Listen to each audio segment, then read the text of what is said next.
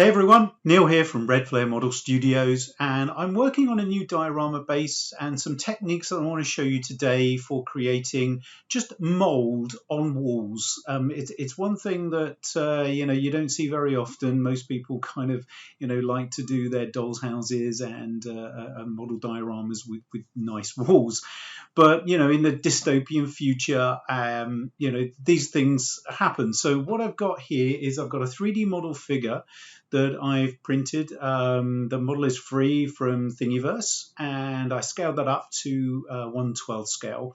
And what I've also done is I've got a kind of 1/12 scale kind of doll's house door, and made some surrounds with some balsa wood, some foam, which I've just just put some mild plaster on the top, let that dry. And what I want to do is put lots of mold on this, to show that there's been water damage, and I'm looking at kind of creating some mushrooms growing out of the wall and things. I was thinking about other ideas, but really what I wanted to do was show this figure in a little diorama scene where they're indoors and they have been trapped obviously in their house, and this zombie is slowly molding away. So one thing I want to do is kind of show you the techniques for kind of creating that, and I'm going to come on to various ways of doing this really simply. So let's get onto the board and I'll show you how to do it. Now, just very quickly, these are a couple of leaves from the garden, and I've kind of brought them out just to give you an indication of what the various mold techniques look like when things start to decay.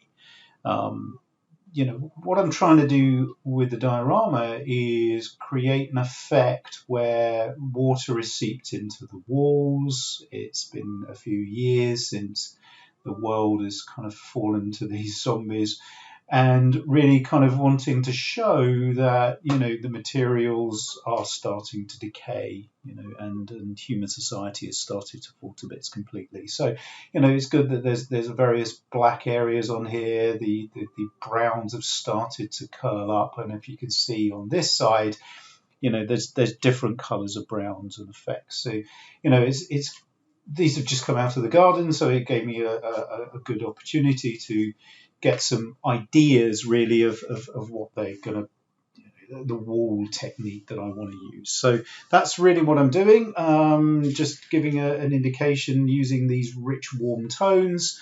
I've got a base that I've created in advance, which is just using one of the Redflare model bases. But what I want to be able to do is just I've added some carpet to it, and I'm going to add in a broken coffee table. I've also got some fake newspapers that I've created here, so I don't know if you can see those. There's one there, another one there. So I've kind of created some fake headlines, put some blood splatter on them, and distressed them a little bit in kind of with some washes, some brown washes and things there. So one of the things that I'm going to do is I'm going to add those to the base as well, along with this broken coffee table. Anyway, let's get on. So very quickly, going to show you the figure that I've got here. This is the zombie figure that's going to be central to my diorama base. I've painted him up using standard Vallejo paint, some airbrushing, some dry brushing, and then obviously some hand brush. So he's all ready and going to come onto the base now. So what I'm doing now is I've just mixed up some color, some greens, just a little bit of dark, and this is going to be for the base of the walls, the undercoat almost. So what I'm doing now is just roughly adding this to the wall. What I'll then layer on is some light colors over the top to then start to bring out the wall itself, and then really kind of afterwards start to add in the mold effects. So this is just really the base, and I'll let this dry. I'm not too worried about getting it on the woods or anything at the moment, mainly because I'll paint those later.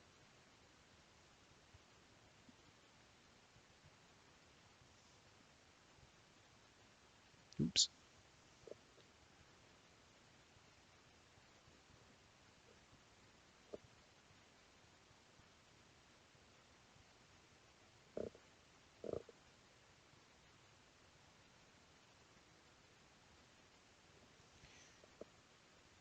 So I mentioned the base, just briefly. The base has got a just a standard piece of green carpet to it, and it's one of our cracked concrete bases that we sell online.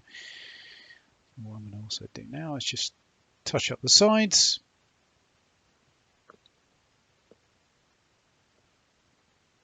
And then let this dry, and then we'll come back to it.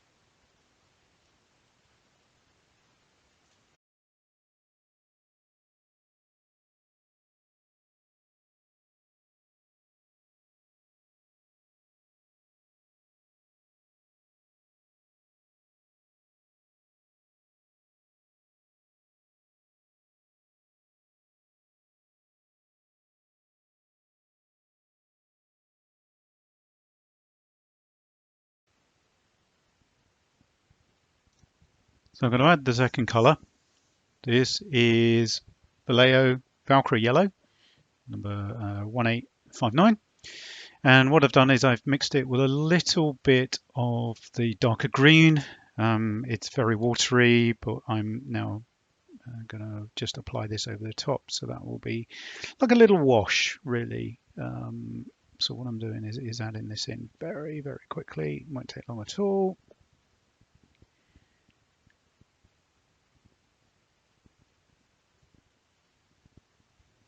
There we go. Let's just turn it around.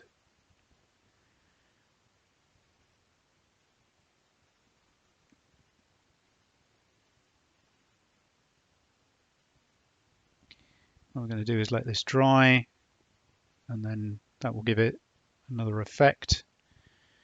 Another layer on top, just to the sides as well.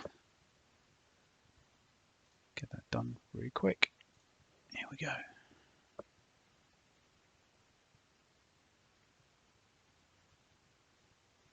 Okay. I'll just finish this off.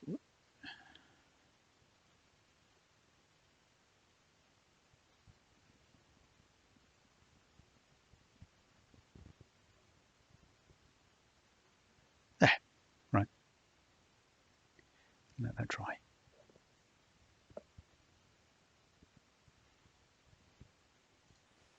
So we've got the next layer on. It's nicely dry now. So what I'm going to do is I'm going to use the hairspray technique. Got some standard hairspray. Actually stole it from the wife. Don't tell her. But it makes her hair look good. So what I'm going to do is just give this a light coat, light spray, and that will kind of then allow me to kind of add this final layer to it. Because I want that peeling effect paint in certain areas on this. So I'll just give it a light going over, and then going to let that dry, and then we're going to come back to that in a second or two. And I'm going to paint the last coat. Okay, so the hairspray's dry. I've got some just standard white, green stuff oil white, and the Valkyrie yellow. So I've kind of mixed up a little bit of a colour again, a little bit of a wash, and so I'm going to add that to these greens.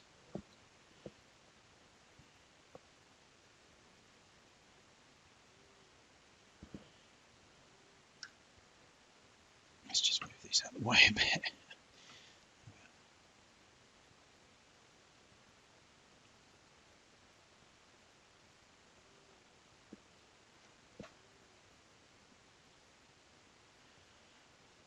And what I'll be able to do is using the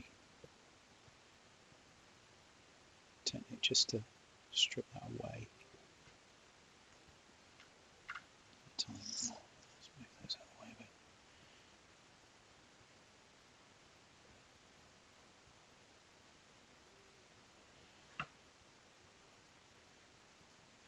There we go. A bit more on the side. So it looks all complete.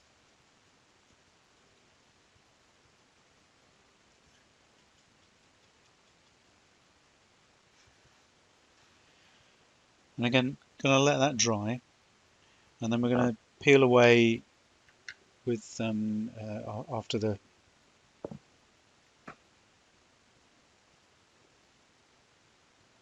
I'm going to leave this last layer now to set for about an hour.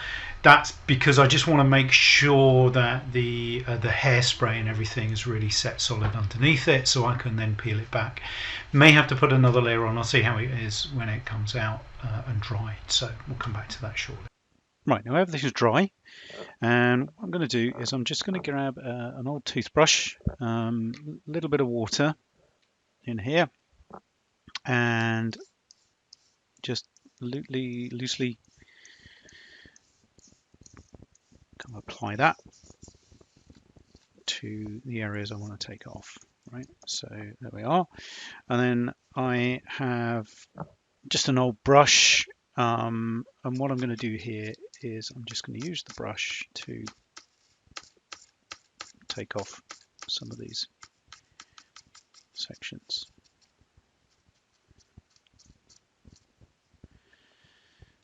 I'm going to grab another. There's another one over here. This one here. This is an old brush. This has got like a rubbery tip to it. I think I used it for silicone molding or something. It's ruined. So as you can see, what it's doing there is it's just pulling off some of the paint that I want to peel off. There we are. You can see that now. There.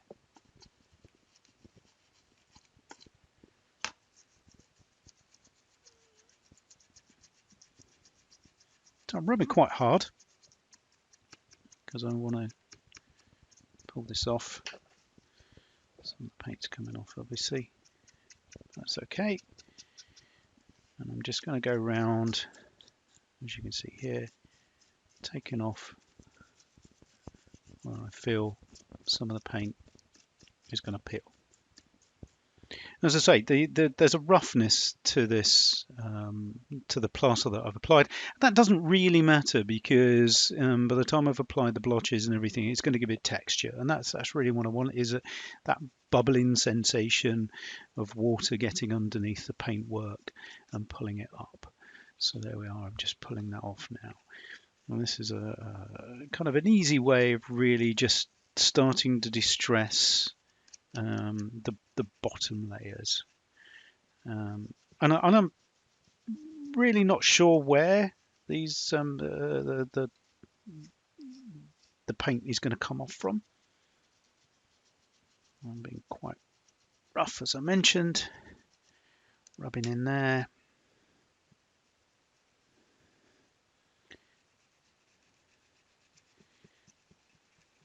There we are, pulling that off there. Get some off the bottom here.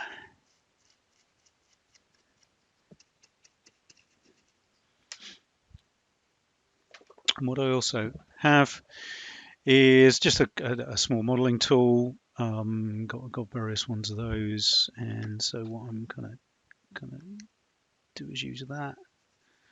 Also, I don't know if you can see that there. So there we are. Just pulled off a lot of the paint around there. I think I'm going to do a bit of detail at the top here. And this I'm rubbing quite lightly, just to pull it off. And sometimes I'm going back to the white underneath of the plaster, but that's okay. You know, it's this effect where I want this multicolored, multi-layer blistering of the paint to peel away, and then to show obviously that there is patches of plaster underneath the paint. And then obviously I'm gonna, that one's come off quite well actually, that one bit there. So I'm just gonna play on a bit more. Yeah.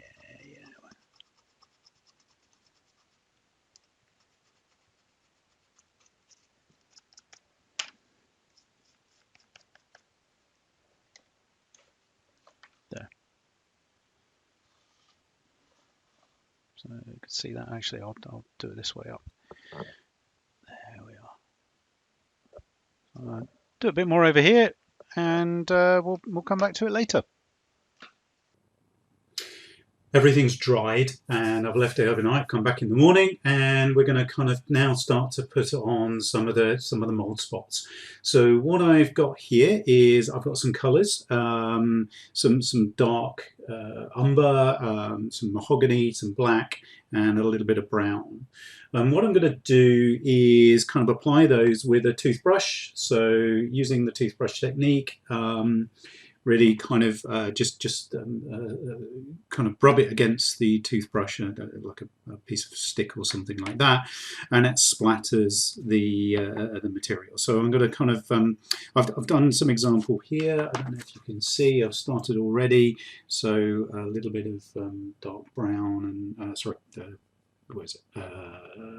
Model Air brown, yeah, German brown, red brown. So just applied that. I'm going to work through the darker colours and just work through the slightly darker colours now, and I'll show you how the layers are applied. So give it a shake, a little bit on the palette. And I'm not too worried actually, I'm going to use the same toothbrush. I'll clean it later. So just dab it so that the paint gets onto the bristles at the top there. There we are. And then using another brush, I'm going to brush it again. So what I'm going to also do first is, I'm just I don't put too much on my mat, so I'm just going to put some newspaper down. So turning the brush over, I'm literally just going to flick it, and you can see these spots are going on. So I'm putting the bigger spots on first.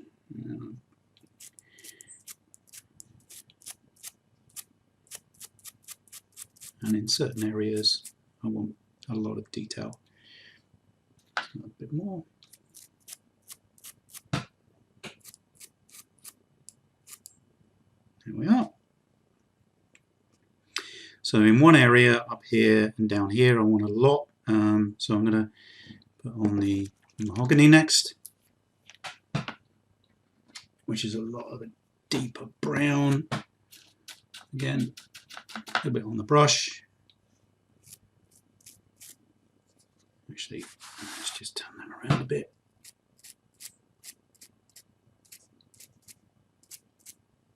So the mahogany is quite dark now. Getting it on me as well. So one thing about this technique, it's nice and messy.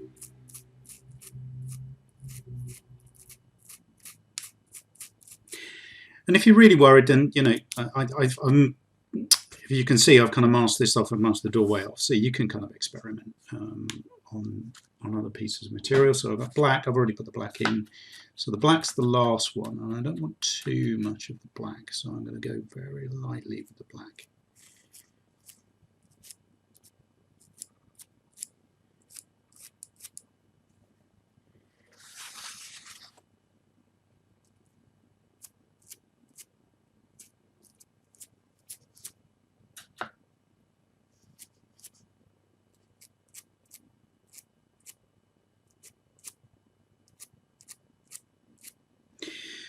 So what I'm going to do, I'm going to leave that to dry, just clean the brush, leave that to dry, And the next process really is going to be, I'm going to put some lighter elements to that as well.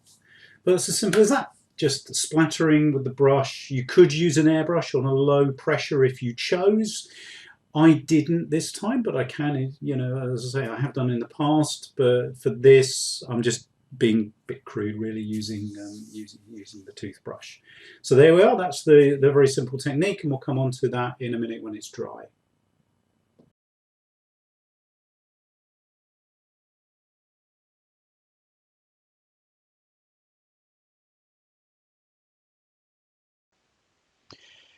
So we're back and everything's dried. I have now applied all the browns and the blacks and everything and the splatter effects on there. So what I'm going to do now is I'm going to just put in some various washes. I've got a rust, a dark industrial rust wash. Um,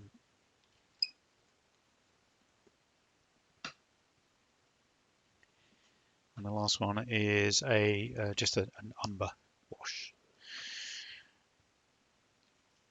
And I'm going to apply these with some fine brushes. Got a couple of brushes here. And this is really just to kind of indicate that there's, you know, kind of streaks on the wall. So I'm going to add in a grey.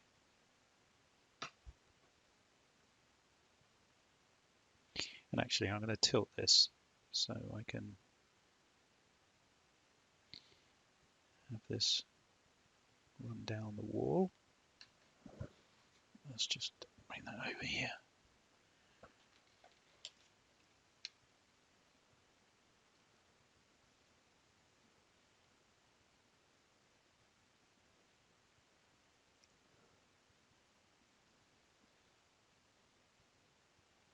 We'll blend a couple of colours together here.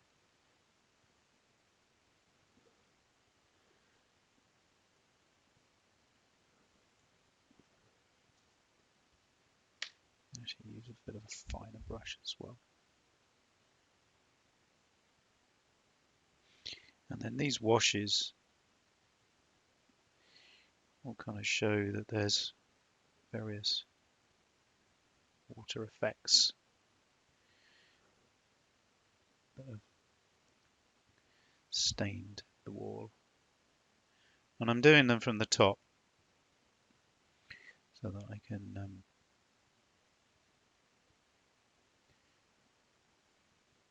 assume that they've just come from the door. Sorry, the top of the wall. Let's just do some grey there.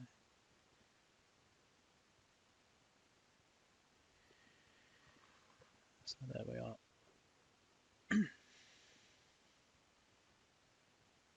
So I'm just applying this now with a fine brush.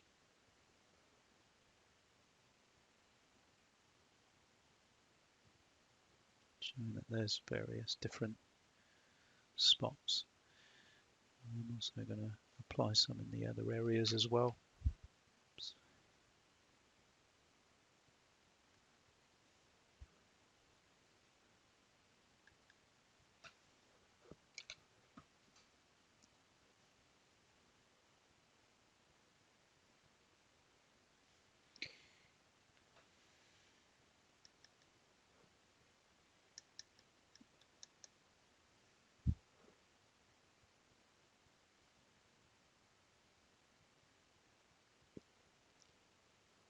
You can see this is kind of, they're going to dry reasonably. I'm adding some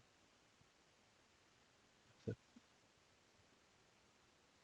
stain wash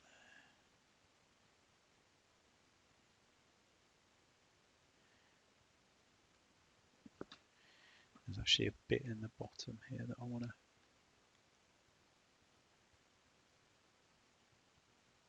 apply.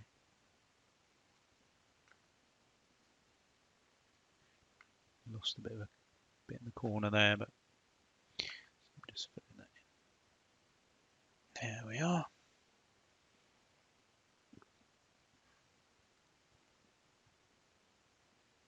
So you can see that. So just a tiny amount, not a lot. I'm going to let that dry.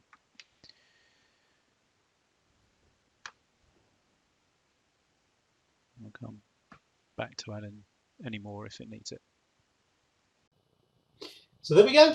I've put a little white around the outside of the door frame, and I'm going to finish the door off later. But what I wanted to do was conclude this video now and just show you that it was a very simple technique to do mouldy and dirty walls as kind of some of the indication. I've done various Google searches, and what really came up was that heavily damaged and mouldy walls have lots of black spots, lots of stains, water damage and everything else. So hopefully this video here and the door has shown you kind of how that you can do this on your own diorama, but experiment, have fun, and we'll see you again soon.